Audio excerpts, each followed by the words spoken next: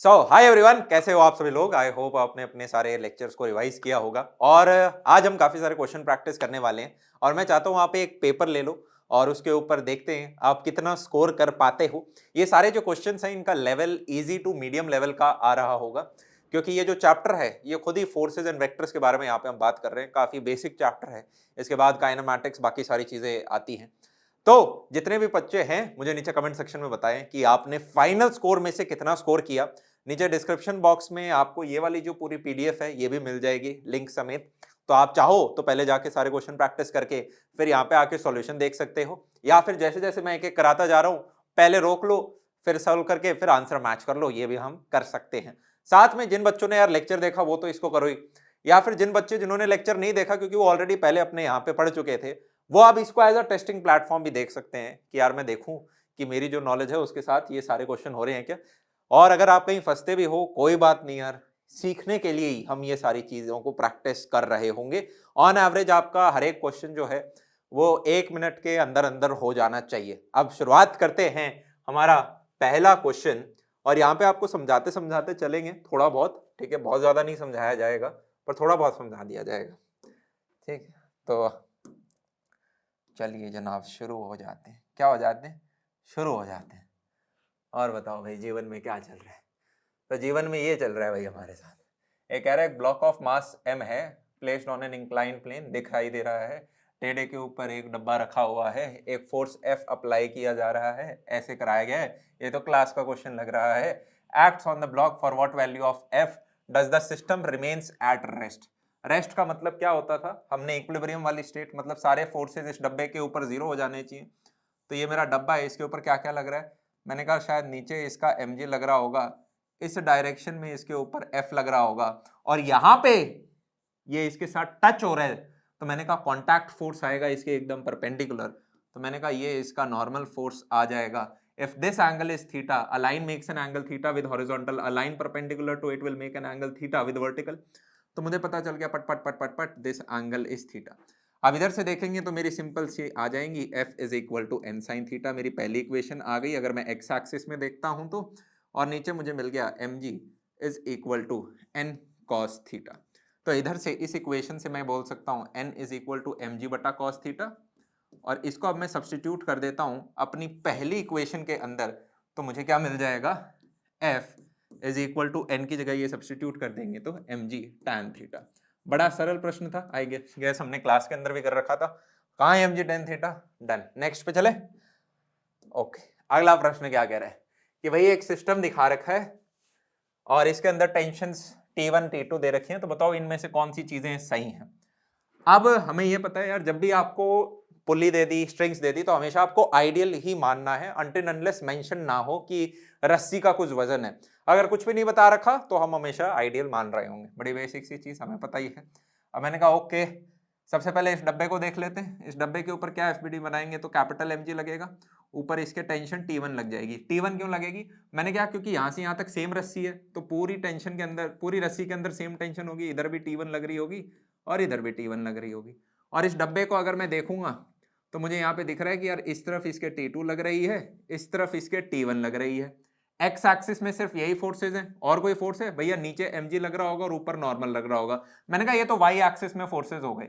X axis में देखें तो सारी की सारी चीजें रेस्ट पे हैं, तो क्या मैं बोल सकता हूँ T1 मेरा T2 के बराबर होना चाहिए? हाँ भैया।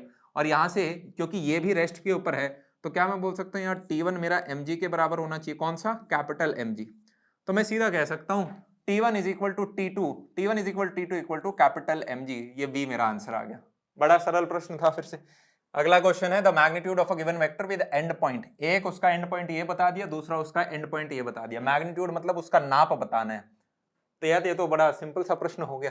एक तरह से एक पॉइंट आपको ये दे दिया, एक ये दे दिया, हमें पता है वेक्टर इसके बीच में ही है। मैग्नीट्यूड बताना है तो जो भी यहाँ के आपके कोऑर्डिनेट्स हैं उसमें से सब्ट्रैक्ट कर दो यहाँ के कोऑर्डिनेट्स। तो मैंने कहा अगर सब्ट्रैक्ट करेंगे तो मेरे पे नेट इक्विवेलेंट क्या आ रहा है? 4 में से -2 घटाओ 4 माइनस -2, तो मैंने कहा ये 6 आ गया। -4 माइनस -2 प्लस आ जाएगा तो ये -2 आ गया, और 0 में से 0 घटाया तो वो तो 0 ही हो गया। अब इसका मैग्नीट्यूड निकालना है तो क्या मैं बोल सकता हूँ अंडर द रूट के अंदर लेके जाते थे हम कि जो भी हमारा x का कंपोनेंट होता था उसका स्क्वायर, y का कंपोनेंट का स्क्वायर, z का कंपोनेंट का स्क्वायर, यही तो करते थे मैग्नीट्यूड के लिए। तो मैंने कहा this is nothing but 36 plus 4 which is equal to under the root of 40। Under the root of 40 दिख रहा है कहीं पे भैया? नहीं दिख रहा। मैंने कहा इसको 2 अंडर द रूट 10 भी बोल सकते हैं, दिख गया हमें। नेक्स्ट प्रश्न पे चलते हैं।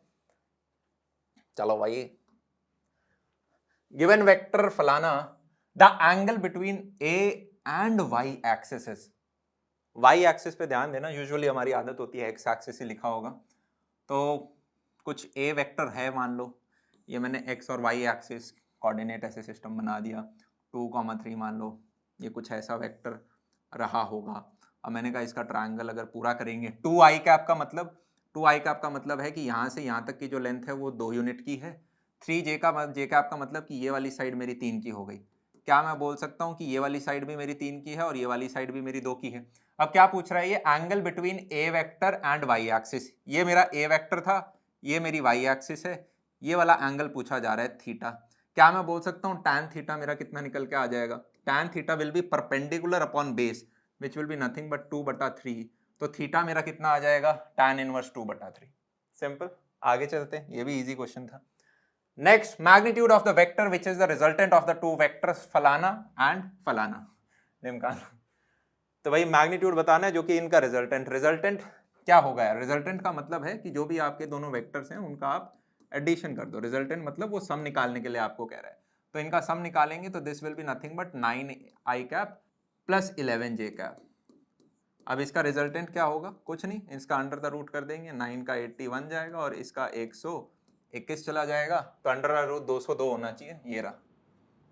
ठीक है, नेक्स्ट पे चले जाते हैं। अगला प्रश्न कह रहा है the unit vector along I cap plus J cap is. ये थोड़ा सा ट्रिकी लैंग्वेज लग सकता है, लैंग्वेज ही है, क्वेश्चन का कुछ इसमें मुश्किल नहीं है।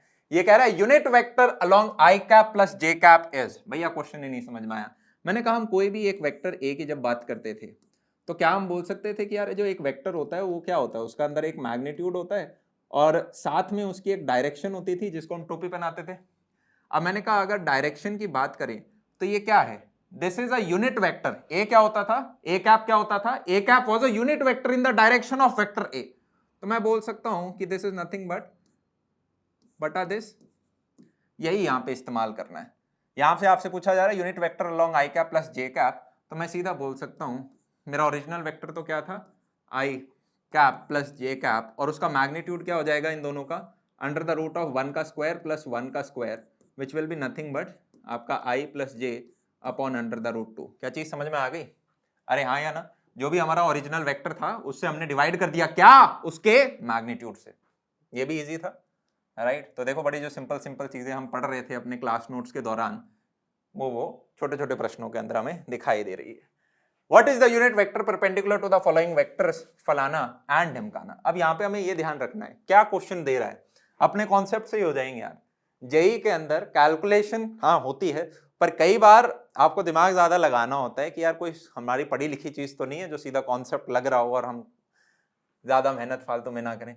What is the unit vector perpendicular? Perpendicular यहाँ कीवर्ड है। अच्छा, कुछ ऐसा पढ़ा था जिससे हमें परपेंडिकुलर मिलता था? मैंने कहा भैया क्रॉस प्रोडक्ट पढ़ा था हमने। क्रॉस प्रोडक्ट जब भी करते थे, क्रॉस प्रोडक्ट जब भी करते थे तो वो जो उसका प्रोडक्ट है वो परपेंडिकुलर टू द प्लेन आता था, जब हमने चाहे एरिया वेक्टर की बात करी थी या हम टॉर्क की बात कर रहे थे। तो यार शायद कुछ क्रॉस प्रोडक्ट से हमें परपेंडिकुलर वाली चीज मिल जाएगी। और उसके बाद वो यूनिट वेक्टर मांग रहा है। यूनिट वेक्टर मतलब कि मान लो ये जो भी मेरा फाइनल रिजल्टेंट आएगा उसको मैं सी बोल दूं और उसको मैं डिवाइड कर दूं उसी के मैग्नीट्यूड से, तो मुझे यूनिट वेक्टर मिल जाएगा जो कि परपेंडिकुलर होगा ओरिजिनल वेक्टर्स ए और बी के। क्या चीज समझ में आई? अरे हाँ या ना? ए क्रॉस बी जो मैं करूंगा वो परपेंडिकुलर मिल जाएगा और इसका यूनिट वेक्टर निकालना है तो उसके मैग्नीट्यूड से कर दूंगा, तो this will be my answer. अब बस हमें यही करना है, वैल्यू डाल दो। तो ए क्रॉस बी कर देते हैं। इसके लिए हमने तरीका निकाला था क्या? आई कर दो, जे कर दो, के कर दो, डिटर्मिनेंट मेथड। अरे हाँ या ना? और क्या दे रखा है इधर? दो जगह बना देता हूं एक बार। तो डिटर्मिनेंट मेथड से यार इसको करते हैं, आई जे के 2 2 -1 6 -3 2। अब इसको जैसे ही आप डिटर्मिनेंट मेथड इस पे लगाओगे तो मैं नीचे लिख देता हूँ जिससे आपको भी दिख जाए। आई के अंदर आ जाएगा आपका 4 माइनस 3 माइनस जे के अंदर आपका आ जाएगा 4 माइनस प्लस 6 प्लस के अंदर आपका आ जाएगा -6 minus 12 which is nothing but -18। तो your answer will be I cap minus 10 J cap minus 18 K cap. क्या आपको ऑप्शंस में कहीं दिखाई दे रहा है? अब ये तो यार हमारा क्या निकल के आया है, ये मेरा सी वेक्टर निकल के आया है। सी वेक्टर क्या था? C vector was nothing but A vector cross B vector. प्रश्न ने क्या पूछा है? यूनिट वेक्टर पूछा है। यूनिट वेक्टर के लिए हमें पता ही है क्या करना होता है। अगर ये मेरा यूनिट वेक्टर उस पर्टिकुलर डायरेक्शन में जो आपने सी निकाला है उसको मैग्नीट्यूड ऑफ सी से कर दो। पर अगर आप ऑप्शंस को देखोगे तो मैग्नीट्यूड कैलकुलेट करने की हमें जरूरत नहीं है। क्यों? क्योंकि सबका मैग्नीट्यूड 5√17 5√17 5√17 5√17 है। मतलब मैग्नीट्यूड शायद 5√17 ही आया होगा, हमें निकालने की जरूरत नहीं है। ये तो हमारा ऑलरेडी पहले से निकला हुआ है, हमें बस ऊपर का न्यूमरेटर कंपेयर करना है हमारा किसके साथ मैच हो रहा है। तो आई कैप माइनस 10 माइनस 18 ये मेरा है ऑप्शन नंबर सी। तो ये मेरा उत्तर आ गया। ठीक है, आई होप हमने इसको कर लिया। चलो भाई आगे चलते हैं। If A cross B is equal to A dot B, then the angle between A and B is। इस प्रकार के कभी कभी अगर आपको कुछ क्वेश्चन देखने को मिलते हैं, ये कुछ नहीं, अगर कभी आप फंस भी जाते हो, वैसे तो सिंपल है, आप इसको चाह के लिख सकते हो। अदरवाइज आप कभी भी दो वेक्टर बना के देख लेना ए बी। ठीक है, कि अब मैं अप्लाई करके देखता हूँ ये क्या क्या बोल रहा है। जैसे यहाँ पे हम देखते हैं A cross B is equal to A dot B, इनके मैग्नीट्यूड बराबर है, then the angle between A and B is. मैंने कहा ओके, A क्रॉस B हमारा होता है ए बी साइन थीटा का magnitude is equal to A B cos theta. अब इनके मैग्नीट्यूड बराबर हैं, ए बी हम काट देंगे। Sine theta equal to cos theta कब होता है? जब थीटा इक्वल टू 45 डिग्री होता है। सिंपल था। अब ये कह रहे हैं दो वेक्टर्स हैं, एक वेक्टर है P, एक वेक्टर है Q, और ये दोनों एक दूसरे के पैरेलल कब होंगे? यहाँ पे है ना, आपको B की वैल्यू बतानी है। B आपको एक कोफिशिएंट दे रखा है। अब पैरेलल समझने के लिए यार बड़ा, वैसे तो इजी है, आपने पकड़ लिया होगा अब तक, नहीं पकड़ा है तो भी कोई बात नहीं। एक सिंपल में वेक्टर ले लेता हूँ, आई कैप प्लस जे कैप। आई कैप प्लस जे कैप का मतलब क्या है कि एक यूनिट इधर आ जाओ, एक यूनिट इधर आ जाओ, ये वाला जो पॉइंट है ये वाला मेरा वेक्टर आई कैप प्लस जे कैप हो गया। अब इसके पैरेलल अगर मैं एक और वेक्टर देखना चाहता हूं तो क्या मैं बोल दूं कि यार अगर मैं 2 आई कैप तक आ जाऊं और 2 जे कैप तक चला जाऊं और फिर जो मुझे यहाँ पे पॉइंट मिलेगा इन दोनों को जोड़ूंगा तो ये जो नया वेक्टर मैंने बनाया है, this vector is parallel to the first vector. अरे हाँ या ना? सिमिलरली अगर मैं इसको 7 ले जाऊं और ऊपर वाले को भी 7 ले जाऊं तो मेरे को पैरेलल वेक्टर मिलते जाएंगे। सेम फंडा यहाँ पर यूज हो रहा है। अब इधर अगर आप Q को देखोगे तो यहाँ पे सारे के कोफिशिएंट 1 1 1 है, इधर 2B 2 है, तो B को क्या होना पड़ेगा? 2 होना पड़ेगा। सिंपल है, B should be equal to 2, parallel आ जाएंगी चीजें। नेक्स्ट के ऊपर चलते हैं। नेक्स्ट प्रश्न कह रहा है what is the angle between P plus Q and P cross Q। अरे यार बड़ा सिंपल प्रश्न है, कंफ्यूज तो नहीं हो गए देख के। P plus Q P cross Q, अरे P क्रॉस Q क्या है? क्रॉस प्रोडक्ट हो रहा है। Cross product is always perpendicular. ये मेरा वेक्टर P है, ये मेरा वेक्टर Q है। अब P प्लस Q क्या होगा यार? पैरेललोग्राम लॉ लगाओगे, यही इसी प्लेन के अंदर आएगा। पर P क्रॉस Q क्या होगा? बाहर की तरफ जाएगा। तो ये जो बाहर वाला वेक्टर और ये वाला वेक्टर हमेशा 90 डिग्री पर हो गए। तो मैंने कहा okay, they are at an angle of π/2। Next के ऊपर चलते हैं।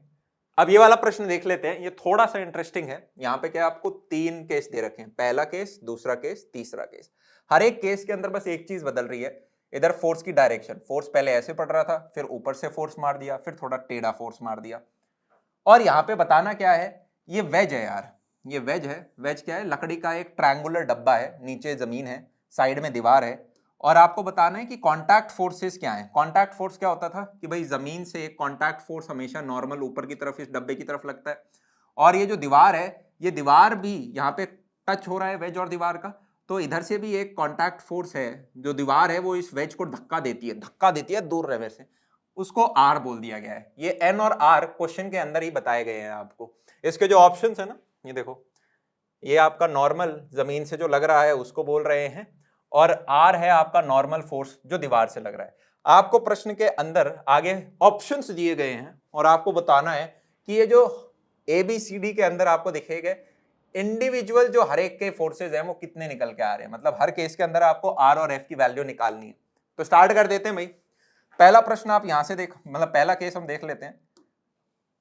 इसको मैं आपको रिकमेंड करूंगा पहले खुद करो, ये पूरा का पूरा प्रश्न देख लो और इसको खुद करो, आगे ऑप्शंस देख लो, इसको खुद करो और अब हम करना स्टार्ट करते हैं। ठीक है, मैंने कहा ओके, पहले वाला केस में अगर मैं FBD बनाने की कोशिश करूं तो ये मेरा वेज है। ठीक है, ये जो F फोर्स है मैंने कहा ये तो इस तरफ लग गया, M इसका मास है तो नीचे mg लग गया होगा, जमीन से टच हो रहा है तो ऊपर की तरफ ये परपेंडिकुलर नॉर्मल फोर्स लग गया। यहाँ पे ध्यान देना, जो नॉर्मल फोर्स है वो ऐसे नहीं लगेगा, ये गलत हो जाएगा। वो गलत क्यों हो जाएगा? क्योंकि नॉर्मल फोर्स किसके परपेंडिकुलर होता है? जहां टच हो रहा होता है। टच ऐसे हो रहा है, इसके परपेंडिकुलर ये है। अरे हाँ या ना? मैंने कहा ओके, समझ में आ गया। साथ में इधर से मेरा वॉल से नॉर्मल आ रहा है फोर्स R, तो मैंने कहा ओके R मेरा इस डायरेक्शन में। क्या मैं बोल सकता हूँ ये तो अपने आप में ही एक सॉल्व्ड इक्वेशन है। कैसे हो गया भाई? F की वैल्यू R के बराबर होनी चाहिए, N की वैल्यू कैपिटल mg के बराबर होनी चाहिए। पहला वाला सॉल्व्ड? मैंने कहा हाँ जी। अब दूसरा वाला देख लेते हैं। दूसरे वाले केस के अंदर क्या हो रहा है, इसका अगर हम FBD बनाएं, FBD सिर्फ वेज का बनाना है, तो मैंने कहा ओके, नीचे आपका mg तो लगना ही है और ये जो फोर्स है ये भी नीचे की तरफ लग रहा है। ओके, ऊपर की तरफ क्या लगेगा? ये यहां से जो नॉर्मल फोर्स लगेगा, तो मैंने कहा ओके, नॉर्मल फोर्स ऊपर की तरफ लग गया। दीवार से जो नॉर्मल है वो इस तरफ लगेगा, तो मैंने कहा ओके, लेफ्ट की तरफ R लग गया। अब इसमें से अगर हम देखते हैं, मुझे बताओ एक्स एक्सिस में कोई भी फोर्स है R के अलावा? कोई भी नहीं है। तो यहां से मुझे पता चला कि यार R की वैल्यू इस केस में मेरी होगी 0 और N की वैल्यू क्या होगी? इस नॉर्मल को, इन दोनों फोर्सेस को बैलेंस करना है क्योंकि सारी चीजें रेस्ट के ऊपर है। तो मैंने कहा this will be nothing but mg plus f। तो मैंने कहा ओके, केस 2 का भी मेरा निकल गया। अब केस 3 पे आ जाते हैं। केस 3 क्या कह रहा है? ये रहा मेरा वेज, mg तो यार मेरा ऐसे लगना ही है। ठीक है, अब ये जो फोर्स है F, ये इसके परपेंडिकुलर लग रहा है, थोड़ा सा आपको टेढ़ा दिख रहा होगा, पर ये जो वेज का सरफेस है ना, इसके ये ऐसे परपेंडिकुलर फोर्स F आ रहा है केस 3 के अंदर। तो क्या मैं बोल सकता हूं भाई, अगर आपको ये वाला एंगल थीटा दे रखा है, then put put put this angle is also theta.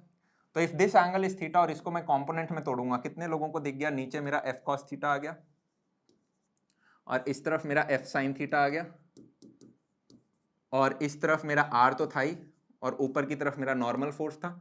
तो मेरा नॉर्मल फोर्स की वैल्यू क्या आ गई? mg plus F cos theta. और मेरे R की वैल्यू क्या आ गई? F sin थीटा के बराबर। अब देख लो भाई अगले पेज पे कौन सा आपका मैच कर रहा है। तो यहाँ पे आप देखोगे तो ये शायद हमारा ऑप्शन बी है जो मैच कर रहा है। ठीक है, और 3 के अंदर F sin थीटा और mg plus F cos theta, तो ऑप्शन बी हमारा आंसर आ गया। अब नेक्स्ट के ऊपर चलते हैं। Find the resultant of the 3 vectors OA, OBE, OCE shown in the figure, radius of the circle is R। अब मैं चाहता हूं ये प्रश्न भी आप पहले स्वयं करके देखो। तो यहां पे आपको क्या बता रखा है कि 3 वेक्टर्स दे रखे हैं OA, OB, OC, और आपको बताया है कि भाई रेडियस R है इस सर्कल का, जिसका कहने का मतलब क्या है कि इन तीनों का जो मैग्नीट्यूड है वो R है और R है। साथ में एंगल 45 ये भी आपको बता दिया है। अब आपसे पूछ रहा है रिजल्टेंट मतलब इन तीनों के बीच में जब आप प्लस कर दोगे तो आपको क्या रिजल्टेंट मिलेगा। यहां पर एक्सिस का एक बहुत इंपॉर्टेंट रोल प्ले होना स्टार्ट हो जाता है। क्या आपको कुछ वो प्रश्न याद आ रहे हैं वेक्टर्स के अंदर जहां पे रिजल्टेंट कुछ इस डायरेक्शन में होता था और 2 वेक्टर ऐसे से कुछ होते थे, और ऐसे होता था कि यार जो रिवर है उसका velocity of river is in this direction, velocity of swimmer with respect to river is in this direction, पर फाइनली वो स्विमर जा इस डायरेक्शन में रहा है। तो हम क्या करते थे, हम इसको अपनी एक्स एक्सिस मान लेते थे और कहते थे यार इसको जब आप कंपोनेंट में तोड़ोगे, राइट, तो आपका VR cos थीटा और आपका ये वाला आपका VSR cos थीटा तो एक दूसरे के कैंसिल हो जाएंगे, राइट, और ये दोनों मिलके आपका VS बनते थे। कुछ याद आ रहे? हम ऐसे एक्सिस लेते थे, इसको अपनी Y एक्सिस, इसको X एक्सिस। इधर भी आपको कुछ इस प्रकार की एक्सिस लोगे तो आपका जीवन बड़ा आसान हो जाएगा। यहां पर क्या है, आपको 3 वेक्टर दे रखे हैं यार। मैंने कहा ओके, एक ऐसा दे रखा है, एक ऐसा दे रखा है, एक ऐसा दे रखा है। अरे हाँ या ना? मैंने कहा इसको अपनी मान लो Y एक्सिस, इसको अपनी मान लो X एक्सिस। अब इसका भी r है, इसका भी r है, इसका भी रेडियस r है, रेडियस मतलब मैग्नीट्यूड इनका r है, ये एंगल 45 है। तो क्या मैं बोल सकता हूं इसको कंपोनेंट में तोड़ोगे तो इधर आपको r cos 45 क्या हो जाएगा, r बटा रूट 2 मिलेगा, और इधर भी इसको आप कंपोनेंट में तोड़ोगे तो इधर आपको r बटा रूट 2 मिलेगा, जो कि एक दूसरे को x एक्सिस में कट कर देंगे। पर इन दोनों वेक्टर का r बटा रूट 2 आपको एक इस तरफ भी मिलेगा, अरे हाँ या ना। तो मैंने कहा एक r बटा रूट 2 ये हो गया, एक r बटा रूट 2 ये हो गया, तो नेट मेरा इस डायरेक्शन के अंदर क्या आ गया, r तो था ही और दो मेरे पास r बटा रूट 2 आ गए, which makes it nothing but r plus root 2 r। क्या ये ऐसा कोई ऑप्शन है हमारे पास? मैंने कहा ये रहा ऑप्शन नंबर बी। चीज समझ में आई? तो इस क्वेश्चन को आप जब पहली बार देखते हो तो बड़ा यूं अजीब सा लगता है, यार तीन वेक्टर क्या हैं, कैसे ऐड करूं, हाँ मैं कैसे रिजल्टेंट करूं, एक्सिस कैसे लूं, और बच्चे वहीं पे काफी सारी गलतियां करना स्टार्ट कर देते हैं। तो ऐसे में है ना आपको कई बार थोड़ी सी मुंडी घुमा घुमा के देखना कि यार क्या मैं अगर इसको वाई एक्सिस ले लूं, इसको एक्स एक्सिस ले दो तो बढ़िया रहेगा। और वैसे ही ये क्वेश्चन हो गया। आगे चलते हैं ज्यादा टाइम लगाए बिना। आपको बताया जा रहा है a माइनस बी है, वो a का मैग्नीट्यूड माइनस b का magnitude, the angle between a and b is. देखो जब भी इस टाइप के प्रश्न आते हैं, एक चीज जो आप हमेशा कर सकते हो, एक बड़ा सिंपल सा प्रश्न लेके देख लो। मान लो मैं a को ले लेता हूं 5 मैग्नीट्यूड का और b वेक्टर को मैं ले लेता हूं 3 मैग्नीट्यूड का। अब मेरे को बताओ a माइनस बी क्या होगा? a minus B will be nothing but इस डायरेक्शन में ही 2 यूनिट का, यस और नो। ये मेरा a माइनस बी हो गया, ये मेरा a वेक्टर था, ये मेरा b वेक्टर हो गया। अब इस क्वेश्चन को वापस देखते हैं क्या कह रहा है ये। a माइनस बी जो है, a माइनस बी जो मेरा 2 है, that should be equal to magnitude of a, magnitude of a मेरा है 5 माइनस मैग्नीट्यूड ऑफ b जो कि है 3, 2 के बराबर होना चाहिए। और यहाँ पे a माइनस बी का अगर मैं मैग्नीट्यूड दूंगा वो भी 2 के बराबर होना चाहिए। Then angle between a and b should be, अरे ये तो 0 डिग्री हो गया। तो जब भी इस प्रकार के प्रश्न आते हैं, एक तरीका जो हमेशा है वो ये है कि आप a और b के बीच में या तो थीटा इक्वल टू 0 डिग्री से स्टार्ट कर दो, वो ना चले तो थीटा इक्वल टू 180 डिग्री, नहीं तो theta equal to 90। Majority cases में इन 3 में ही निपट जाते हैं, ठीक है। कुछ केसेस देखेंगे यहाँ पे आपके और एंगल भी आएंगे, पर ये जैसे जैसे आप प्रैक्टिस करोगे उतना उतना आपको दूर से फिर दिखना स्टार्ट हो जाएगा। कंसीडर 2 वेक्टर्स, 2 वेक्टर आपको दे रखे हैं, इनका आपको स्केलर प्रोडक्ट निकालना है, उसका मैग्नीट्यूड बताना है। स्केलर प्रोडक्ट अपने आप में आपको मैग्नीट्यूड ही निकाल के देखता है। तो मैंने कहा ओके, हमें सबको पता है आई कैप डॉट आई कैप करते हैं तो वो तो हमें मिल जाता है 1, जे कैप डॉट जे कैप करते हैं वो भी मिल जाता है 1, के कैप डॉट के कैप करते हैं वो भी मिल जाता है 1, पर इसके अलावा कोई भी आपस में करोगे तो क्या मिलेगा? 0। तब आई कैप को जे कैप से करोगे मिलेगा 0, आई कैप को के कैप से करोगे 0, 5k को जे से करोगे 0, पर 5k को अगर आप मल्टीप्लाई करोगे 4k से तो हमें क्या मिल जाएगा? 0 प्लस 0 प्लस 0 प्लस लास्ट वाला 20। तो मैग्नीट्यूड आपका क्या आ जाएगा? 20। A is the answer. Next पे चलते हैं। अब फोर्स है इतना बड़ा भाई, newton is applied over a particle which displaces it from its origin to a point this, the work done. अरे खत्म हो गया। फोर्स क्या होता था? फोर्स होता था हमारा, सॉरी वर्क डन क्या होता था? Force into dot product displacement के साथ। अब यहाँ पे आपको बता रखा है कि एक पार्टिकल पहले ओरिजिन पे था और ओरिजिन से उसको घसीट के इस पर्टिकुलर पॉइंट तक लेके आ गए, और क्या हमें पता है कि जो भी पर्टिकुलर पॉइंट है ओरिजिन से वहां तक का जो वेक्टर होता है उसको हम पोजीशन वेक्टर बोलते थे। एक तरह से आपको डिस्प्लेसमेंट बता दिए, this R is nothing but your displacement. अरे हाँ या ना, क्योंकि 0 0 से इस पर्टिकुलर पॉइंट तक आपको शिफ्ट कर दिया है। मैंने कहा ओके वर्क डन बताना है, कुछ नहीं यार, इस वेक्टर और इस वेक्टर का डॉट प्रोडक्ट आपको लेना है। तो 5 इंटू 2 कितना हो गया? मैंने कहा ये हो गया 10, बाकी ये तो 0 हो जाएगा, आई कैप इंटू जे कैप, फिर जे कैप इंटू आई कैप भी 0 हो जाएगा, और 3 इंटू -1 तो प्लस -3 हो गया, which is equal to 7 joules. तो प्लस 7 जूल्स आपका आंसर आ गया। अब नेक्स्ट क्वेश्चन कह रहे हैं the angle between the two vectors this and this is. अब इस प्रश्न के अंदर अगर हम देखें तो यार इन 2 वेक्टर्स हैं यार, भैया इनके बीच में एंगल कैसे निकाले? मैंने कहा इस वेक्टर को नाम ले लेते हैं a, इस वेक्टर को नाम ले लेते हैं b, और मुझे बताओ डॉट प्रोडक्ट जब ऐसे ही ले लेते तो हमें ये पता होता था this is nothing but a magnitude b magnitude cos theta. तो ये तो मैं निकाल ही लूंगा, a का मैग्नीट्यूड भी निकाल लूंगा, b का मैग्नीट्यूड भी निकाल लूंगा, फिर थीटा समहाउ निकालने की कोशिश करता हूँ। अब जैसे ही मैंने a डॉट b करता हूँ तो हमें क्या मिलता है? a डॉट b करते ही इसका मल्टीप्लाई करो, आई को मल्टीप्लाई करो, जे को मल्टीप्लाई करो, के को मल्टीप्लाई करो, तो आपको क्या मिलेगा, -2 plus of 6 plus of -4 which gives us 0। अगर मेरा a dot B equal to 0 होता है, और a डॉट बी मुझे पता है क्या होता है, this is nothing but A B cos theta. अब a और b के मैग्नीट्यूड तो हैं, इसका मतलब क्या है, कॉस थीटा इक्वल टू 0, जिसका मतलब क्या है, theta is equal to 90 degree. क्या चीज समझ में आई, थीटा इक्वल टू 90 डिग्री हमारा आ गया। नेक्स्ट के ऊपर चलते हैं। अगला कह रहा है the magnitude of a vector A B and C are respectively फलाना ढिमकाना, this a plus B is equal to आपको सी दे रखा है, द एंगल बिट। देखो यार, जब भी जीवन में आपको 15 5 दिख जाए तो आपके दिमाग में, और आगे 13 भी दिख रहा है, तो पहली चीज आपके दिमाग में क्या आनी चाहिए, राइट एंगल ट्राइंगल। क्यों, क्योंकि 12 का स्क्वायर प्लस 5 का स्क्वायर इज इक्वल टू 13 का स्क्वायर, हम सबको पता है ये चीज। अब आपको इसने बोल भी दिया कि यार a vector plus b vector equal to C भी है। ओहो हो, मुझे ट्राइंगल लॉ जैसी क्यों ऐसी। Then the magnitude then the angle between a and b is, अरे राइट एंगल ट्राइंगल है ये, अरे हाँ या ना, this is a right angle triangle, 90 degree आ जाएगा, यस और नो। इसको चाहे आप ऐसे देख लो या फिर आप ऐसे देख लो, एक वेक्टर ऐसे है, एक वेक्टर ऐसे है, ये 12 का है, ये 5 का है, इसका जो फाइनल रिजल्टेंट निकल के आएगा ना, वो आपका अंडर द रूट ऑफ 12 का स्क्वायर प्लस 5 का स्क्वायर इक्वल टू 13 का स्क्वायर है। ये तभी होगा जब ये 90 डिग्री होगा। तो दिस इज नथिंग बट पाई बटा 2। आगे बढ़ते हैं। Two forces each of magnitude F have a resultant of the same magnitude F. The angle between the two vectors is, ये कह रहा है दो वेक्टर्स हैं, एक वेक्टर है, दो वेक्टर है, इन दोनों का जो मैग्नीट्यूड है वो F है। अब जब आप इन दोनों को जोड़ते हो तो जो आपको रिजल्टेंट वेक्टर मिल रहा है उसका भी जो मैग्नीट्यूड है वो F निकल के आ रहा है। तो कह रहा है कि इन दोनों के बीच में ये जो एंगल है ये थीटा है कितना, कौन से केस में है ऐसा हो पाएगा पॉसिबल। मैंने कहा यार रिजल्टेंट का एक फॉर्मूला होता था, वैसे तो आप ज्यादा प्रैक्टिस करोगे ना तो ये एंगल आपको हमेशा याद रह जाएगा, क्योंकि कई सारे क्वेश्चंस में आप आगे भी देखोगे ये चीज रिपीट होती है। तो क्या क्या होता था, वो होता था A square plus B square plus 2ab cos theta. अब मैंने कहा यहाँ पे ए वगैरह सब एफ है, तो मैंने कहा F square plus twice of F कितना हो गया, F square into cos theta, this should be equal to my resultant, और रिजल्टेंट भी कितना है, एफ।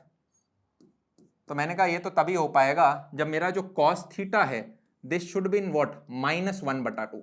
जब ये -1/2 हो जाएगा तो ये 2 करके ये टर्म भी कट जाएगी, ये टर्म भी कट जाएगी, सिर्फ एफ स्क्वायर एफ बराबर हो गए। तो मैंने कहा कॉस थीटा इक्वल टू -1/2 कब होता है, जब थीटा इक्वल टू 120 डिग्री होता है। इसका मतलब क्या हुआ कि अगर मेरा एक वेक्टर कुछ इस प्रकार से है और दूसरा वेक्टर मेरा 120 डिग्री पे है, तो अब जो इनका रिजल्टेंट निकल के आता है वो रिजल्टेंट जो है उसका मैग्नीट्यूड भी f के बराबर होगा if this angle is 120 degree. अरे हाँ या ना, ये 120 आपको कई बार जीवन में देखने को मिलेगा।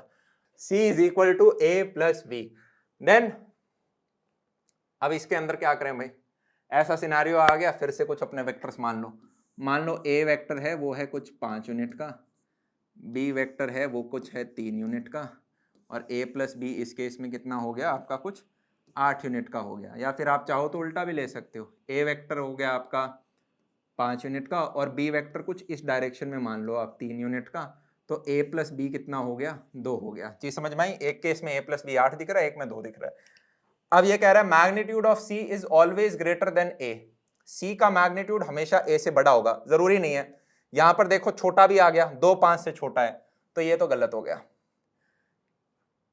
फिर it is possible to have magnitude of c to be less than a and magnitude of c to be less than b, कि भाई का c का जो मैग्नीट्यूड है वो a से भी छोटा है और b से भी छोटा है। हाँ पॉसिबल तो है, ये b वाला आदमी ठीक लग रहा है मुझे, पॉसिबल है। It is always equal to a plus B, कि भाई जो मैग्नीट्यूड ऑफ c है that will be always equal to magnitude of a plus B. मैंने कहा भाई देख c equal to a plus B दे रखा है, इधर दोनों तरफ डंडे लगा दे और इधर दोनों तरफ डंडे लगा दे, बिल्कुल कर सकते हो। अरे हाँ या ना, c equal to a plus B तो आपको बता ही रखा है। अब वो क्या कह रहा है कि इसका जो मैग्नीट्यूड होगा और इनका जो मैग्नीट्यूड होगा वो बराबर होगा। हाँ सही बात कह रहे हो, magnitude of c is never equal to a plus B, ये तो गलत बात हो गई क्योंकि वो तो बराबर ही होता है। तो इसमें हमारे 2 ऑप्शन सही हैं, एक तरह से मल्टीपल करेक्ट है, इसका आंसर BC हो जाएगा। मैंने कहा okay, following forces start acting on a particle at rest at the origin of the coordinate system simultaneously। Okay भाई, बहुत सारे फोर्सेज एक साथ लगने लग गए। हमारा F1 एक साथ, F1 लग रहा है, F2 लग रहा है, F3 लग रहा है, F4 लग रहा है, then the particle move in. तो हमें बेसिकली रिजल्टेंट निकालना है। इन सारे के सारे फोर्सेज एक पर्टिकुलर पॉइंट पे लग रहे हैं, कैसे जोड़ दें? बड़ा सिंपल है यार, आई कैप आई कैप आई कैप आई कैप, जे कैप जे कैप जे कैप जे कैप, के कैप के कैप के कैप के कैप जोड़ेंगे। तो सबसे पहले आई कैप वाले देख लेते हैं। -4 + 5 -3 + 2, तो ये तो हो गया 0 आई कैप, प्लस जे कैप के कितने हैं? -5 3 7 -4, तो ये कुछ 4 जे कैप हो गया। और के कैप के कितने हैं? 5 11 4 2। तो इससे मुझे क्या पता चल गया? इससे मुझे कुछ पता चल रहा है कि यार कुछ YZ प्लेन की बात हो रही है। Now what is this? This will be in the YZ plane. खत्म, आगे चलते हैं। For any two vectors A and B, A dot B is equal to A cross B, then the magnitude of C is equal to A plus blah, blah, blah. अब ये आपको कह रहा है दो वेक्टर्स हैं, A dot B is equal to magnitude of A cross B. अच्छा जी, then the magnitude of C is equal to A plus B is equal, अरे बड़ा सिंपल है यार, AB क्या होता है हमारा? This is nothing but AB cos theta, और A क्रॉस B क्या होता था यार? हमेशा याद रखो, A क्रॉस B क्या होता है? AB sine theta. ना ना ना ना ना, AB साइन थीटा तो इसका मैग्नीट्यूड वाला पार्ट है। साथ में अगर आपको याद हो, मैंने आगे एक एन कैप भी दिखवाया था। ये एन कैप क्या है? ये डायरेक्शन देता है। अरे हाँ या ना, भूल तो नहीं गए? तो AB साइन थीटा इसका मैग्नीट्यूड वाला पार्ट होता है। तो मैं आगे लिख दूंगा, this is nothing but AB sine theta. तभी उसने इस पे मैग्नीट्यूड लगाया, कंफ्यूज मत हो जाना। A क्रॉस B सिर्फ AB साइन थीटा नहीं होता, आगे डायरेक्शन भी होता है, क्योंकि हमारे वेक्टर क्वांटिटी मिलती है। तो मैंने कहा AB कट गया, कॉस थीटा साइन थीटा कब बराबर होते हैं? जब थीटा इक्वल टू 45 डिग्री होता है। तब A प्लस बी का क्या होगा? रिजल्टेंट ही तो आई है, A square plus B square plus 2AB cos of 45 is 1/√2। ये इससे कटेगा तो √2AB आ जाएगा। D is the answer. हाँ या ना, समझ गए ना? रिजल्टेंट वाला formula A square plus B square plus 2AB cos theta में 1/√2 हमारा आ गया, कट कटा के ये हमें मिल गया। Which of the following is the unit vector perpendicular to A and B?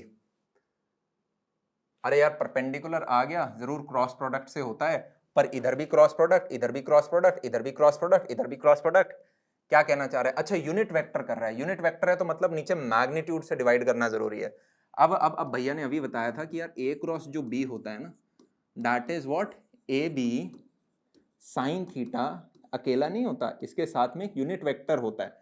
अरे ये तो ये वही यूनिट वेक्टर पूछ रहा है जो परपेंडिकुलर हो A और B के। अगर ये मेरा A वेक्टर है, ये मेरा B वेक्टर है, ठीक है, तो A और B का जो है वो अंदर जा रहा है, परपेंडिकुलर है, पर मेरे को यूनिट वेक्टर चाहिए। बेसिकली यही तो पूछ रहा है। तो मैंने कहा okay, N cap will be nothing but A cross B divided by AB sine theta. क्या चीज क्लियर है? यस और नो? बेसिक्स क्लियर हो रहे हैं? बेसिक्स क्लियर हो रहे हैं? ए हमारा ऑप्शन निकल के आ गया। जैसे जैसे हम आगे बढ़ते जाएंगे फिर स्विमर रिवर प्रॉब्लम थोड़े अच्छे क्वेश्चन है ना हमें देखने को मिलेंगे। ये अभी हमारे प्यारे प्यारे प्रॉब्लम है। अब मैं चाहता हूँ, हाल देखता हूँ कि इस प्रश्न को आप स्वयं कर पाते हो या नहीं। ठीक है, तो यहाँ पे आपको बताया है कि PR is equal to RQ, मतलब ये वाला जो पार्ट है और ये वाला जो पार्ट है ये दोनों बराबर हैं। अब आपसे पूछा जा रहा है कि ABCD में से कौन सा ऑप्शन सही रहेगा। एक हिंट देता हूं मैं आपको कि मान लो कोई भी हमारा वेक्टर होता था, ये मेरा वेक्टर मान लो, चलो इससे सिमेट्रिक कर लेते हैं, ये मेरा वेक्टर B होता था, ये मेरा वेक्टर A होता था। अब अगर इनको हमें जोड़ना होता था तो हम पैरेललोग्राम में लॉ में क्या करते थे? ऐसे यूं पैरेललोग्राम बना देते थे, और यहां से यहां तक का जो वेक्टर होता था ये मेरा रिजल्टेंट वेक्टर होता था। अरे हाँ या ना? इतना पता होना चाहिए आपको। और दूसरी हिंट ये है कि एक पैरेललोग्राम के अंदर जो डायगोनल्स होती हैं वो एक दूसरे को बाइसेक्ट करती हैं। बाइसेक्ट मतलब समझ गए? बराबर बराबर बांट रही हैं। तो अब कितने लोगों को यहाँ पे दिख गया, ये वही A है, ये वही B है, और अगर मैं यहाँ से ऐसे यूं पार्ट काट दूं तो क्वेश्चन ने आपको इतना सा डायग्राम दिया है, और अगर इतना इतना यहाँ से लेके यहाँ तक इस C, तो ये वाला भी C होगा। तो basically A plus B should be equal to 2C। आया ना? थोड़ा थोड़ा हमें फील आया? मैंने कहा okay, if A and B are the components of C, then आपको बता रखा है कि ये ए वेक्टर है, ए और बी कंपोनेंट है, मतलब ए और बी को अगर आप जोड़ोगे तो आपको सी मिल जाएगा, ए और बी वेक्टर को जोड़ेंगे तो सी बन जाएगा। आपको बताना है कौन सा रिलेशन उसके बाद सही है। तो मैंने कहा ओके चेक कर लेते हैं। अब मुझे बताओ, एक्सिस का खेल है फिर से, अगर मेरा रिजल्टेंट सी ही है, इसको मैं एक्स एक्सिस मान लूं तो ये मेरी वाई एक्सिस हो जाएगी। क्या मैं कह सकता हूं वाई एक्सिस के अंदर सब कुछ कट आ जाना चाहिए, सब जीरो हो जाना चाहिए। बेसिकली बी का जो कंपोनेंट इस तरफ लगेगा, क्या लगेगा, B sine 45 which is nothing but B बटा रूट 2, और इस तरफ क्या लगेगा, ए का sine component which is A sine 30 which is A बटा 2। ये दोनों आपस में कैंसिल हो जाने चाहिए। पहली इक्वेशन मेरे पास क्या आ गई इन दोनों से, b बटा रूट 2 इज इक्वल टू ए बटा 2। एक तरह से मैं सीधा कह सकता हूं कि b इज इक्वल टू ए बटा रूट 2। अरे हाँ या ना, ये मेरी पहली इक्वेशन आ गई। पर क्या ये ऑप्शंस के अंदर है? ए और बी का रिलेशन ऑप्शंस के अंदर नहीं है, ए और सी का है, ए और सी का है, बी और सी का है, बी और सी का है। तो मुझे कुछ और तिकड़म लगाना पड़ेगा। तिकड़म क्या लगा दिया, मैंने कहा इनके एक्स एक्सिस के कंपोनेंट्स जोड़ के देखना। अगर एक्स एक्सिस के कंपोनेंट्स जोड़ूं तो क्या मैं बोल सकता हूं, ये क्या है, b cos 45, b cos 45 मतलब b root 2 plus a cos 30, a cos 30 का मतलब क्या है, a रूट 3 बटा 2। This should be equal to c। अब b मुझे पता है a बटा रूट 2 होता है, तो अगर मैं इस वैल्यू को इसके अंदर सब्स्टिट्यूट कर दूं तो क्या मुझे मिलेगा, a बटा 2 प्लस a रूट 3 बटा 2 इज इक्वल टू c। अगर मैं a को कॉमन ले लेता हूं तो root 3 plus what is equal to C. क्या मुझे ये दिखने लग गया कहीं कहीं कहीं, ये रहा, ये वाला है। अगर आप देख लो कुछ नहीं, ए को इस तरफ रख दो तो दूसरी तरफ आपको वही मिल जाएगा 2c अपॉन रूट 3 प्लस 1। मैंने कहा सी वाली चीज सही लग रही है। सिमिलरली हमारा ये प्रश्न भी सॉल्व हो गया। आगे अगर चले हैं, ये कह रहा है c is equal to A minus B, then फिर से एक और प्रश्न दे दिया है कि एक सी वेक्टर है which is nothing but A minus B. तो मैंने कहा ओके मान लेते हैं कुछ ए वेक्टर ऐसा होगा, बी वेक्टर ऐसा होगा, और ए माइनस बी कर रहे हैं तो सी कुछ और भी छोटा निकल के आ गया क्योंकि शुरुआत में 0 डिग्री था। तो क्या मैं बोल सकता हूँ A cross C is equal to B cross C, कि भाई ए क्रॉस सी करेंगे, ए क्रॉस सी करेंगे, कर ही नहीं पाए। क्यों? क्योंकि ए और सी के बीच में एंगल क्या है, जो मैंने एग्जाम्पल लिया, थीटा इक्वल टू 0 है यार। और ए क्रॉस बी क्या होता था, उसमें हमारा साइन थीटा लगता था। साइन थीटा साइन 0 मतलब सारी कहानी 0 हो गई। तो मैंने कहा हाँ यार ये वाली चीज भी 0 निकल के आएगी, और बी क्रॉस सी, बी भी इधर है, सी भी इधर है, बी क्रॉस सी भी 0 आएगा। ये चीज तो सही आ रही है। सिमिलरली बाकी देखोगे बाकी सारी मैच नहीं करेंगी। तो ये जितने भी टाइप के प्रश्न हैं, इसमें आप एक चीज हमेशा कर सकते हो, 2-3 केस लेके देख लो, सारे पैरेलल वाले, एंटी पैरेलल वाले, और आपका अपने आप प्रश्न सॉल्व हो जाएगा। मैंने कहा आगे चल के देखते हैं। अब भाई अब नेक्स्ट क्वेश्चन देख लेते हैं। एक व्यक्ति है, ये आपका रेन विंड प्रॉब्लम है, walking at the rate of, और ये क्लास का क्वेश्चन है। क्लास में ये क्वेश्चन आया था, डिफरेंट वैल्यूज के साथ कराया था, ठीक है, बस वैल्यूज बदल गई हैं। यहाँ पे आपको 2 केसेस दे रखे हैं। पहले जब वो आदमी 3 किलोमीटर पर आवर पे भाग रहा है तो उसको लग रहा है कि उसके सर के ऊपर बारिश वर्टिकली गिर रही है। तो केस 1 तो आपका वो हो गया, ये जमीन मान लो आप, इसके ऊपर ये आदमी है, ये इस तरफ जब भागता है 3 किलोमीटर पर आवर से तो उसे लगता है कि बारिश उसके ऊपर परपेंडिकुलरली गिर रही है, उससे लग रहा है, मतलब velocity of rain with respect to man जो है उस केस में परपेंडिकुलर हो जाती है। केस 2 कह रहा है कि when he increases speed to 6 kilometre per hour, जब 6 से भागना स्टार्ट करता है तो उसे लगता है बारिश अब 45 डिग्री पे गिर रही है। जिसका मतलब ये है, केस 2 जो कह रहा है कि भाई यही आदमी अब अगर 6 से भागना स्टार्ट कर देता है तो इसे लगता है कि बारिश अब इसके सर के ऊपर टेढ़ी गिर रही है। इसे लग रहा है velocity of rain with respect to man, इसे लगता है कि इसके टकले के ऊपर अब 45 डिग्री पे बारिश गिर रही है। आपको क्या बताना है, स्पीड ऑफ द रेन बतानी है। स्पीड ऑफ द रेन का मतलब क्या होता था, वी आर बतानी है। अरे वी आर बतानी है, वी आर। अच्छा वैसे मुझे ये बताओ, हम सबने ऑलरेडी, देखो यार, जिसने रिलेटिव वेलोसिटी या रेन विंड में आपको ये चीजें टप्पे खाने स्टार्ट हो गई हैं, आपको पहले रिलेटिव वेलोसिटी जो टॉपिक है जो हमने 4 घंटे के अंदर पढ़ा है एक 1 शॉट में, वो आपको पूरा पढ़ना होगा। अगर वो आपने ढंग से पढ़ लिया तो आपकी दिक्कत बिल्कुल नहीं आएगी, क्योंकि वहां पे हमने फंडे बहुत अच्छे से दबा के पढ़े। यहाँ पे मैं आपको ज्यादा बेसिक्स में नहीं जाऊंगा, मैं एज्यूम कर रहा हूँ कि आपको सारी चीजें पहले से आती हैं जो पढ़ाई गई हैं, ठीक है। हमने ये जैसे ये चीजें पढ़ी थी ना यार, कि एक आदमी अगर रेस्ट पे होता है, मान लो रेस्ट पे है ये आदमी, और बारिश मान लो टेढ़ी हो रही है, वी आर इज टेढ़ा, तो अगर बारिश की डायरेक्शन में आप भागोगे तब होगा कि वो बारिश आपके ऊपर वर्टिकली गिरेगी, हाँ या ना? आप बारिश की डायरेक्शन में जब भागोगे तब आपके ऊपर बारिश वर्टिकली गिरेगी, यस और नो? ये चीज हमने पढ़ रखी है। तो इस अपनी प्रायर नॉलेज से क्या मैं कह सकता हूं कि यार ये आदमी इस तरफ 3 से भाग रहा है, तो डेफिनेटली मेरा वी आर कुछ इसी तरफ होगा। वी आर इस तरफ है, ये इस तरफ भाग रहा है, तो इसे लग रहा है कि बारिश इसके ऊपर वर्टिकली गिर रही है। कोई आदमी जमीन पे जो बैठा है उसको तो लग रहा है बारिश टेढ़ी गिर रही है, पर ये आदमी 3 से भाग रहा है तो इसको लग रहा है इसके सर के ऊपर बारिश वर्टिकली नीचे गिर रही है। वी आर एम हमें पता है, this is nothing but V R minus V M.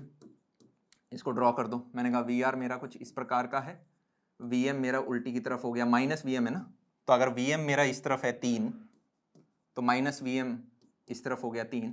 इन दोनों का जब हम रिजल्टेंट लेंगे तो वो मेरा वर्टिकली नीचे गिर रहा है, V R M. Point being सब कुछ वाई एक्सिस में होना चाहिए, एक्स एक्सिस में सब कुछ कट जाना चाहिए। तो इसका जो कंपोनेंट यहाँ पर होगा, मान लेता हूँ जो बारिश है वो एट एंगल थीटा गिर रही है, जो असलियत में बारिश है विद रिस्पेक्ट टू ग्राउंड वो एंगल थीटा से गिर रही है, ये मैंने मान लिया है। तो if this angle is theta, क्या मैं बोल सकता हूँ this is V are sine theta, this is V are sine theta. तो वी आर साइन थीटा कितने के बराबर हो गई? ये दोनों आपस में कट होने चाहिए, तो दिस इज इक्वल टू 3। ये मेरी हो गई पहली इक्वेशन। अब मैं केस 2 पे अगर देखूंगा तो यहाँ पे भी सेम चीज है, मैं वी आर ड्रॉ करूंगा, वी आर में से मेरे को वी एम सब्ट्रैक्ट करना है। वी एम इस बार लंबा है पीछे की तरफ, ये 6 हो गया। इस बार मैं पैरेललोग्राम लॉ लगा रहा हूँ, तो जो मेरा रिजल्टेंट है वो 45 डिग्री एंगल बना रहा है, ये मुझे क्वेश्चन में ही दे रखा है। अब आपको जब भी रिजल्टेंट का एंगल बताओ तब हमें पता है हमेशा टैन लेना होता है इस ट्रायंगल का। अरे आया ना, जब भी रिजल्टेंट का एंगल हो तो हमेशा आपके दिमाग में टन बजना चाहिए, टन बजना चाहिए। मैंने कहा ओके, इस पर्टिकुलर केस में मैं सीधा कह सकता हूं tan 45 will be equal to what? tan 45 will be equal to this is the perpendicular, जो कि हो जाएगा 6 में से इसका ये वाला कंपोनेंट सब्ट्रैक्ट कर दो। What is this? We are sine theta ही तो है भाई, हाँ या ना? ये एंगल तो अभी भी थीटा है। तो मैंने कहा this perpendicular is 6 minus V are sine theta, which is 6 minus V are sine theta है 3, और बेस मेरा क्या हो जाएगा? Base will be this height, यहां से लेके यहां तक की हाइट, ये कितना हो जाएगा? This is V R cos theta. कितने लोगों को दिख गया? This is V R cos theta. tan 45 मेरा क्या होता है? 1 हो जाता है, जिससे मुझे क्या निकल के आया? That my V R cos theta is also equal to 3। ये दो इक्वेशन मेरी आ गई। अब मैंने कहा फर्स्ट इक्वेशन का स्क्वायर कर दो और उसमें सेकंड इक्वेशन का स्क्वायर जोड़ दोगे तो आपको क्या मिलेगा? ट्रिग्नोमेट्री की आइडेंटिटी। और मैं बोल सकता हूं कि भाई वी आर का square sine square theta plus cos square theta हो जाएगा ना यार, क्या करके दिखाऊं? Plus V R square cos square theta is equal to 9 plus 9। अब मैंने कहा sine square theta cos square theta 1 हो जाएगा, वी आर हो जाएगा मेरा under the root of 18 which is कहाँ है? Which is 3√2। यस और नो? Question solve. ये हमने क्लास के अंदर भी किया था इसी प्रकार का एक। नेक्स्ट कर लेते हैं। A man can row a boat with 8 kilometre per hour. ठीक है भाई, इन स्टिल वाटर। बहुत ही बढ़िया। तो आपको ये क्या दे दिया उसने? देखो यार, चाहे बोट बोलो चाहे स्विमर बोलो एक ही बात है, ठीक है? आप चाहे बोट बोलो चाहे स्विमर बोलो, मैं स्विमर लेके चल लूं क्योंकि मैंने आपको वही पढ़ाया, आपको टर्मिनोलॉजी याद रहेगी। तो मैं बोल रहा हूं, उसने बोल दिया velocity of swimmer with respect to river आपको 8 किलोमीटर पर आवर दे रखा है। अरे इसका मतलब क्या होता था? स्टिल वाटर का मतलब क्या होता था? River rest, swimming pool. याद आया? तो वेलोसिटी ऑफ स्विमर जब रिवर रेस्ट पे है तो 8 किलोमीटर पर आवर दे रखी है। If is crossing a river जहां पे वेलोसिटी ऑफ करंट इज, मतलब लो जी, वेलोसिटी ऑफ रिवर भी आपको बता दी सारी। बड़ा अच्छा एग्जामिनर है। In what direction should he head the boat to cross the river in shortest time? Shortest time के अंदर अगर नदी को क्रॉस करना है, जेब्रा को, अरे एक नदी है जिसमें मगरमच्छ हैं और वो शॉर्टेस्ट टाइम में क्रॉस करना चाहता है, तो किस डायरेक्शन में जाना चाहिए उसे? 90 डिग्री में। ये पढ़ा था हमने अपनी क्लास के अंदर, पूरा प्रूफ डिराइव सब किया था। जेब्रा को 90 डिग्री पे भागना चाहिए। तो मैंने कहा okay, my velocity of swimmer with respect to river, my velocity of zebra with respect to river should be 90 degree में भाग निकले, ठीक है? तो एंड क्या पूछा है? मिनिमम टाइम पूछा है। तो वैसे तो देखो ये 90 डिग्री है और इसी पे हमारा क्वेश्चन सॉल्व हो जाएगा, क्योंकि ऑप्शन में सिर्फ एक ही जगह पे 90 डिग्री दे रखा है, तो आपको मिनिमम टाइम निकालने की जरूरत ही नहीं है, पर फिर भी हम निकाल लेते हैं। मिनिमम टाइम क्या होगा यार, मैंने कहा इस तरफ VSR है, इस तरफ आपका वेलोसिटी ऑफ रिवर है, और हमें पता है कि इन दोनों का जो रिजल्टेंट होता था वो फिर हमारा फाइनल वेलोसिटी ऑफ स्विमर होता था, यही तो होता था। यस और नो, ये बस एक्स्ट्रा फालतू नॉलेज के लिए, इसका यहाँ पे कोई उपयोग नहीं हो रहा है। अब मैंने कहा यहाँ पे ये इसकी विड्थ होती थी कुछ d, अब इसको क्रॉस करने के लिए कितना टाइम चाहिए, मैंने कहा जो भी इसकी विड्थ है डिवाइडेड बाय स्पीड। कौन सी स्पीड, रिवर तो इस डायरेक्शन में x एक्सिस में, उसका y एक्सिस से कुछ नहीं लेना देना, y एक्सिस में सिर्फ मेरा VSR है, VSR की मेरे को वैल्यू 8 दे रखी है, तो this is 8 kilometre per our. अच्छा विड्थ दे रखी है, विड्थ 8 दे रखी है, अरे ये तो जीवन बड़ा आसान हो गया, this is 8/8 which is equal to 1 hour. ओ हो, घंटा भी मैच हो गया, डिग्री भी मैच हो गई। चलो वे नेक्स्ट क्वेश्चन में दो पार्टिकल हैं A और B, ये मेरा A पार्टिकल है, ये मेरा B पार्टिकल है, और इन दोनों के अंदर मास m है, दोनों के दोनों स्टेशनरी हैं। कुछ इस प्रकार से है कि भाई एक टांग दिया, इसके आगे रस्सी से एक और टांग दिया, और यहाँ से एक रस्सी से और कुछ खींच रहे हैं, और सारा का सारा सिस्टम रेस्ट पे है। आपके एक फोर्स F लगा रखा है इधर लास्ट में रस्सी से 2 mg का on the particle shown in the figure. आपको बताना है इनमें से कौन कौन सी चीजें सही हैं। तो मैंने कहा कुछ नहीं है, जो दोनों ऑब्जेक्ट्स हैं हमारे, इनके हमें FBD बनाने पड़ेंगे। बनाना स्टार्ट करें, मैंने कहा ठीक है।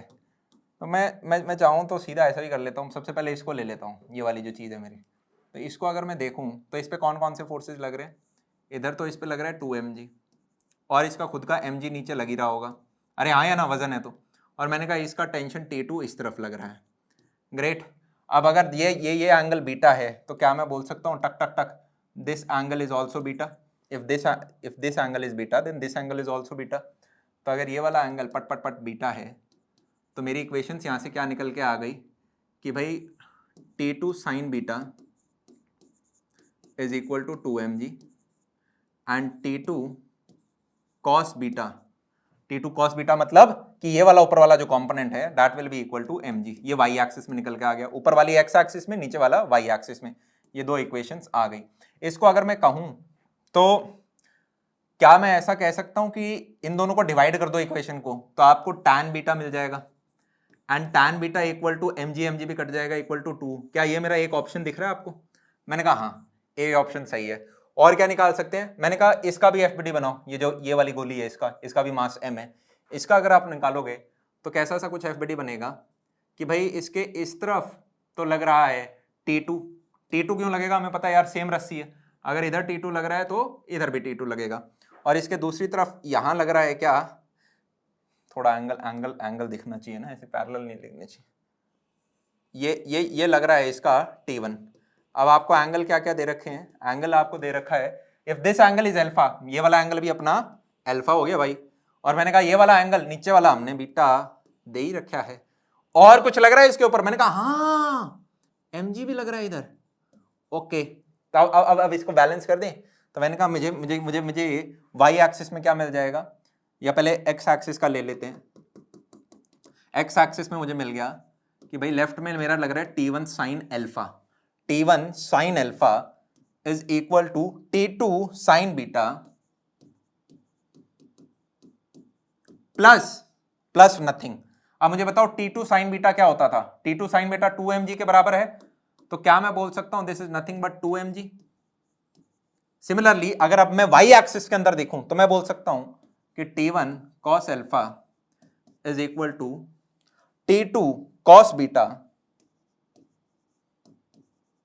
प्लस mg भी नीचे लग रहा है। T2 cos बीटा क्या मैंने पहले ही निकाल रखा था? T2 cos बीटा mg है, तो this can be written as mg plus mg which is nothing but 2 mg। अब एक तरह से अगर tan अल्फा निकालते ना तो 2 mg 1 हो जाता, पर tan अल्फा का कोई ऑप्शन ही नहीं है। T1 की वैल्यू निकाल रखी है और T2 की वैल्यू निकाल रखी है। क्या मैं T1 की वैल्यू निकाल सकता हूं इन दोनों से? Sine square alpha cos square alpha मेरे 1 हो जाएंगे, इसका स्क्वायर प्लस इसका स्क्वायर निकालने की कोशिश करते हैं। तो मैंने कहा that will B T1 sine square alpha plus T1 cos square alpha, sine square alpha cos square alpha 1 हो गया, इज इक्वल टू इसका स्क्वायर प्लस इसका स्क्वायर।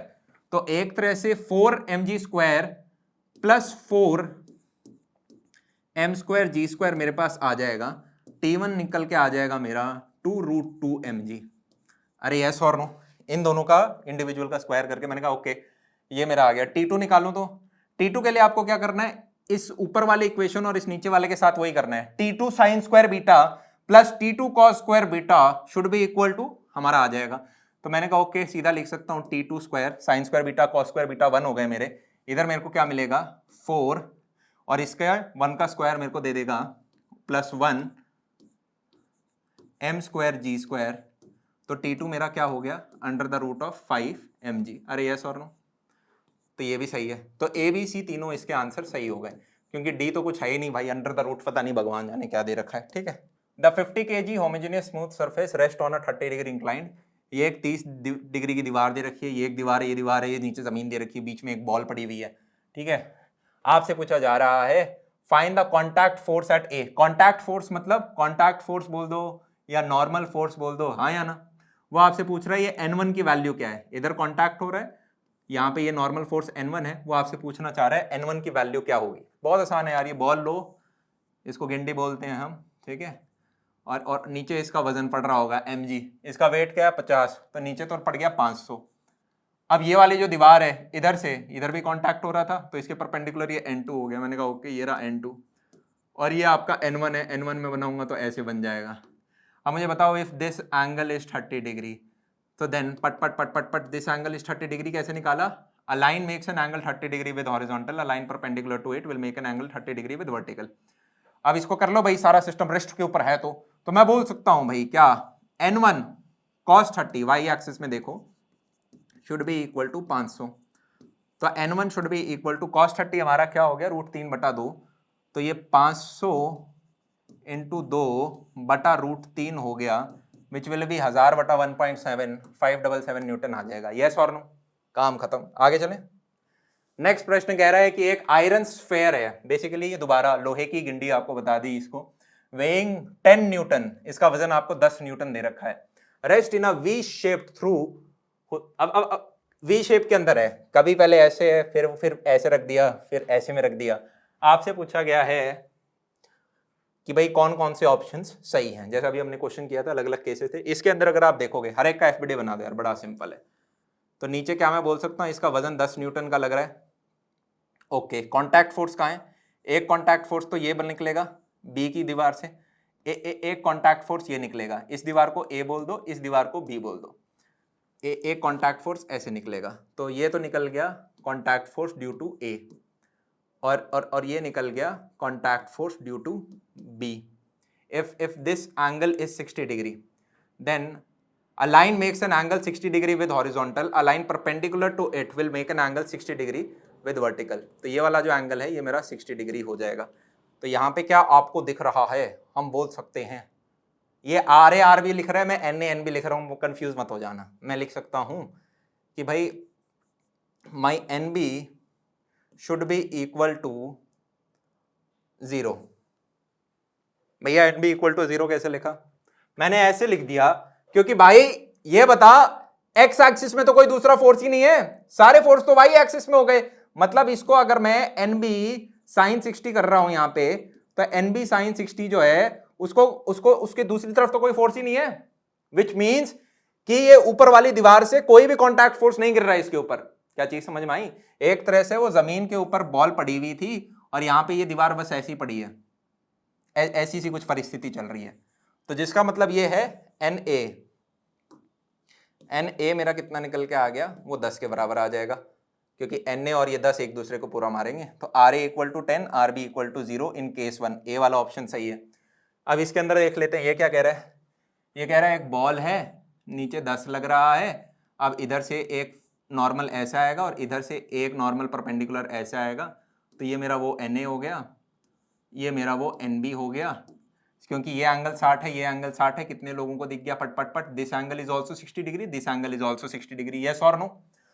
तो मैं क्या कह सकता हूं क्या कि एक्स एक्सिस में ये एक दूसरे को कट मार देंगे, which means NA sin 60 should be equal to NB sin 60, which means NA NB दोनों भाई बराबर हो गए। मैं कह सकता हूं अगर वाई एक्सिस में देखूं तो नीचे की तरफ मेरा 10 है, ऊपर की तरफ इन दोनों के कॉस कंपोनेंट्स ऊपर लगेंगे, तो that will be twice of N A cos 60 degree, तो N A will be equal to, ये कितना आ गया, 10/2 cos 60 डिग्री, 10 ही आ गया। तो R A equal to 10, R B equal to 10 in case 2, ये भी सही है, दोनों बराबर निकल के आएंगे। केस 3 क्या है भाई? केस 3 कहता है, ऐसे सी कुछ पड़ी हुई हैं चीजें, अब ऐसी सी कुछ चीजें पड़ी हुई हैं, इसका भी एफबीडी बना लेते हैं। मैंने कहा ओके एफबीडी बना लेते हैं। नीचे की तरफ मेरा 10 लग रहा है, इधर से मेरा कुछ आर बी लग रहा होगा और इधर से मेरा कुछ आर ए लग रहा होगा। अब एंगल किस प्रकार से निकाले? मैंने कहा okay this angle is 60 degree, तो मैं बोल सकता हूं मेरा जो नॉर्मल है वो इसके ऐसे निकला है, तो a line makes an angle 60 degree with horizontal, a line makes an angle 60 degree with vertical, a line perpendicular to it will make an angle 60 degree with horizontal. तो ये वाला जो वो एंगल है, दिस एंगल बिकम्स 60 डिग्री। तो इधर से मेरा क्या निकल के आ गया? इधर से मेरा निकल के आ गया, ये तो मेरा आर बी था कि यार R A sine 60 is equal to 20, तो R A is equal to 20, ये 10 था सॉरी, 20/√3।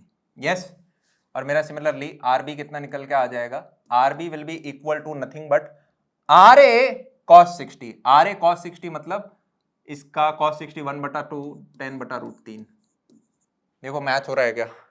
तो आर ए तो मेरा 20/√3 है, ठीक है, फिर से आर ए इक्वल टू 20/√3, इस हिसाब से तो ऑप्शन सी भी हो ये टाइपिंग मिस्टेक है, this should be R B equal to 20/√3, तो this becomes a wrong option, ठीक है, B option is also right, then the answer becomes A B. ठीक है, आगे चलते हैं। अभी इस क्वेश्चन के अंदर एक व्यक्ति है जिसने अम्ब्रेला पकड़ रखा है और वो वर्टिकली अप पकड़ रखा है while is walking due west with a constant speed of 1. अरे वाह बहुत बढ़िया। ये कहा जा रहा है कि ये आदमी है, ये जब 1.5 मीटर पर सेकंड से भाग रहा है, वेलोसिटी ऑफ मैन जब इधर 1.5 मीटर पर सेकंड की है, तो उसे अम्ब्रेला ऊपर पकड़ना पड़ रहा है वर्टिकली, मतलब बारिश नीचे गिर रही होगी वर्टिकली, तो that is velocity of rain with respect to man, मुझे पता चल गई, ये मेरे को केस 1 हो गया। फिर क्या कह रहा है? To protect himself from the rain, बारिश से खुद को बचाने के लिए वो अम्ब्रेला को 30 डिग्री से घुमा लेता है जब वो रुक जाता है, मतलब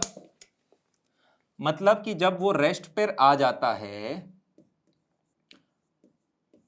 तब वो देखता है कि यार बारिश उसके ऊपर 30 डिग्री एंगल पे गिर रही है, वो तो होना ही था। अच्छा वी आर को मैंने इस तरफ क्यों बनाया है? इस तरफ इसलिए बनाया है क्योंकि मुझे पता है वो 1.5 मीटर पर सेकंड इस तरफ भाग रहा है, तब उस पर वर्टिकली गिर रही है, और हम सब ने पढ़ा था बारिश जिस डायरेक्शन में गिर रही है उस डायरेक्शन में जब आदमी भागता है तब उसे लगता है कि बारिश उसके ऊपर परपेंडिकुलरली गिर रही है। अरे हाँ या ना, ये सब हमने पढ़ रखा है। तो मैंने कहा ओके हो गया काम खत्म, इन दोनों डायग्राम से तो अब मैं बना लूंगा। पूछ क्या रहा है ये? Velocity of rain. अब मैंने कहा वी आर एम मेरा क्या होता था? V R M was nothing but V R minus of V M. अगर मेरा वी आर इस तरफ है और माइनस वी एम मेरा ये 1.5 हो गया इस तरफ, तो मुझे मेरा वी आर एम वर्टिकली मिलता है, जिसका मतलब इसको अगर मैं एंगल, अच्छा यार यहाँ पे अगर 30 डिग्री से उसे बारिश गिरती हुई दिख रही है तो इधर जो वी आर होगा वो भी तो 30 डिग्री से ही गिरता हुआ दिखेगा, यस और नो? क्योंकि बारिश अपनी थोड़ी ना डायरेक्शन बदल रही है विद रिस्पेक्ट टू ग्राउंड, नहीं बदल रही। मैंने कहा ये वाला एंगल मेरे को 30 डिग्री पता ही था, मैं सीधा बोल सकता हूँ V are sine 30 is equal to 1.5, तो V R is equal to 3 metre per second. ये रहा ऑप्शन नंबर ए। नेक्स्ट के ऊपर चलते हैं। A person moves in east direction, एक व्यक्ति है जो ईस्ट डायरेक्शन में जा रहा है, ईस्ट इस तरफ मान रहा हूं मैं 10 मीटर पर सेकेंड से, एंड ही फील्स, उसको महसूस होता है, he feels the wind is blowing from north to south, north से साउथ की तरफ ऐसे विंड जा रही है, वो उसको फील होता है। तो this is velocity of wind with respect to man, उसको लगता है कि 10 मीटर पर सेकेंड से इधर जा रही है। The actual velocity of wind is खत्म भाई खत्म। आदमी है वो इस डायरेक्शन में भाग रहा था, क्या मैं बोल सकता हूं ये जो VWM है, VWM is equal to VW minus V M बोल सकता हूँ, और क्या मैं बोल सकता हूँ V W equal to nothing but उस तरफ फेंक के मारो V W M plus V M. अरे आपको वी एम पता है, वी डब्ल्यू एम पता है, इन दोनों का रिजल्टेंट ले लो, टक टक टक टक टक, दैट बिकम्स व्हाट 10√2।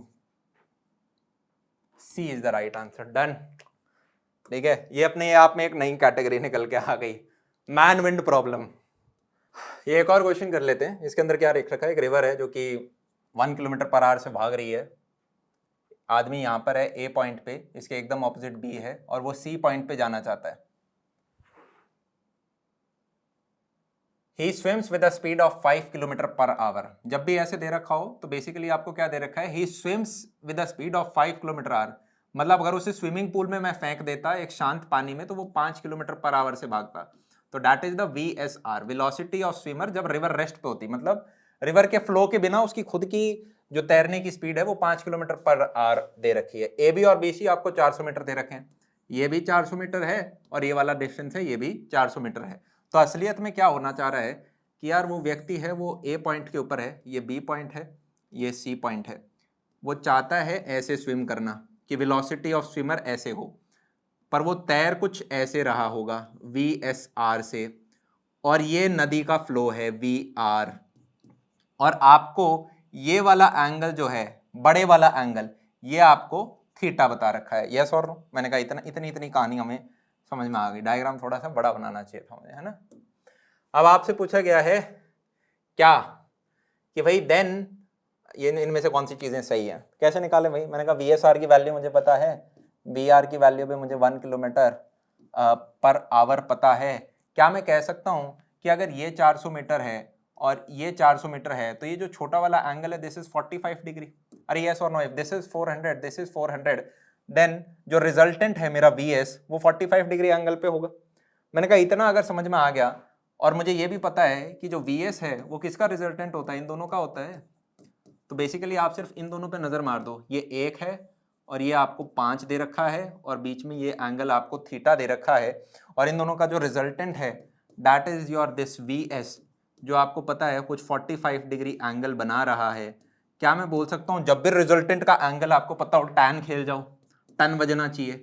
तो मैंने कहा tan 45 should be equal to what, आपका x और y एक्सिस में जो भी आपके रिजल्टेंट हैं। तो क्या मैं कह सकता हूँ ओके टैन 45, ये मेरी हाइट क्या आ जाएगी, this height will be 5 sin theta upon नीचे 1 तो था ही और 5 cos थीटा और आ जाएगा। अरे हाँ या ना, इस 5 का cos थीटा 5 sin थीटा तो था ही, ये हमारा क्या होता है 1, इससे मेरे पास क्या आ गया 1 + 5 cos theta is equal to 5 sin theta. अब यार चाहें तो हम फैक्टराइज करके थीटा की वैल्यू निकाल सकते हैं, जो कि काफी कठिन होगा क्योंकि वैल्यू बड़ी अजीब सी आएगी, या फिर आप एक नजर ऑप्शंस की तरफ भी दे सकते हो कि क्या थीटा की वैल्यू 53 डिग्री हो सकती है। सब्स्टिट्यूट करके देख लो, cos 53 डिग्री, अरे हाँ यार ये तो हो सकता है, ये तो 1 + 3 = 4 आ जाएगा, sin 53 4/5 होता है। तो मैं कह सकता हूं yes my theta is equal to 53 degree, ये चीज निकल के आ गई। And time taken by the man is 6 minute, यहां से दूसरी तरफ पहुंचने का कितना टाइम लगेगा। मैंने कहा क्या होता था, आपको विड्थ दे रखी होती थी d, जो आपको पता ही है। अब एक आपकी वेलोसिटी x एक्सिस में होती थी, कुछ वेलोसिटी आपकी y एक्सिस में होती थी। तो क्या मैं बोल सकता हूँ टाइम इज इक्वल टू क्या होता है, ये डिस्टेंस आपको 400 मीटर दे रखा है divided by velocity in y axis ही तो होगा। वेलोसिटी इन y एक्सिस किसकी वजह से होगा, मैंने कहा ये आपका VSR था जो कि 5 का है, ये एंगल 53 डिग्री दे रखा है। रिवर तो इस तरफ है, उसका वाई एक्सिस में कोई नहीं है, इसका सिर्फ VY कंपोनेंट ले लो, तो that will be equal to what VSR sin 53 degree, जो कि मेरा 4 है, पर ये 4 किलोमीटर पर आवर है और ऊपर वाली चीज मीटर के अंदर है, तो ध्यान रखना ये। तो 400 डिवाइडेड बाय 4, किलोमीटर को मीटर में करते हैं तो 5/18 से मल्टीप्लाई कर देते हैं, ये कटा 20 20 360 सेकंड निकल के आ गया, जो कि आपकी 6 मिनट होती है। यस और नो? तो मैंने कहा ओके मेरा 6 मिनट, ए और बी मेरा आंसर है, 8 मिनट हो नहीं सकता, वैल्यू ये है नहीं, तो यहाँ पे मेरा आंसर AB निकल कर आ गया। अब इसी के साथ यार हमारी आज की हम क्वेश्चन प्रैक्टिस खत्म करते हैं। आई होप आपको लेक्चर के अंदर हमने करीबन 60 प्लस क्वेश्चन करे थे, प्लस अब यहाँ पे हमने 30, 35, 40 क्वेश्चन, टोटल हमने 100 क्वेश्चन से ऊपर प्रैक्टिस कर लिए इस छोटे से चैप्टर के लिए। आपकी अच्छी प्रैक्टिस हो गई होगी और आगे जो आने वाले लेक्चर्स हैं यार वो अब हम ऐप की तरफ थोड़ा शिफ्ट कर रहे होंगे, ठीक है। तो आप ऐप पे जाके सारे के सारे फ्री लेक्चर्स देख सकते हो जिससे कि स्ट्रक्चर्ड आपको तरीके से मिले। काफी बच्चों ने ये चीज रिक्वेस्ट करी कि यूट्यूब नहीं, ऐप के ऊपर अगर आप लेकर आ पाओ तो ये भी अब आपके लिए हम कर देंगे। और इसी के साथ यार आज का ये सेशन समाप्त करते हैं। तब तक के लिए love you all, take care, see या।